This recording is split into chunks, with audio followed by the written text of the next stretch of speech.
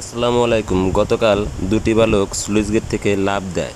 লাফ দিয়ে একটি বালক উঠতে পারে, কিন্তু আরেকটি বালক আর উঠতে পারেনি। স্লুইস গেটে কেউ কখনো লাফ দিবেন না। লাফ দিয়ে বিপদে পড়বেন না, প্লিজ। কারো মায়ের বুক খালি করবেন না। ফায়ার সার্ভিসের একটি টিম এসেছে। গতকাল থেকেই তল্লাশি চলছে, কিন্তু এখন পর্যন্ত পাওয়া যায় নাই।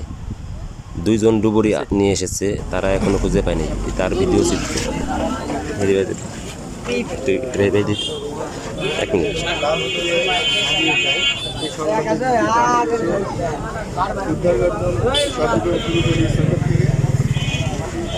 না পাওয়াতে সন্ধ্যা হয়ে যায়। সন্ধ্যার পরে আমরা উদ্ধার কার্যক্রম স্থগিত করে আজকে সকাল থেকে পুনরায় উদ্ধার কার্যক্রম শুরু করি। এখন উদ্ধার কার্যক্রম চলমান আছে। একজন মার্টিন নামে একজনকে এখনো পাই নাই আমরা। এই উদ্ধার কার্যক্রম এখনো চলবে, পরবর্তীতে দেখা যাচ্ছে। ফায়ার সার্ভিসের সাথে ডুবুরি টিম কাজ করতেছে। ফরিদপুর ফায়ার সার্ভিস থেকে আমরা ডুবুরি টিম নিয়ে আসছি এখানে। ডুবুরি টিম তাদের কার্যক্রম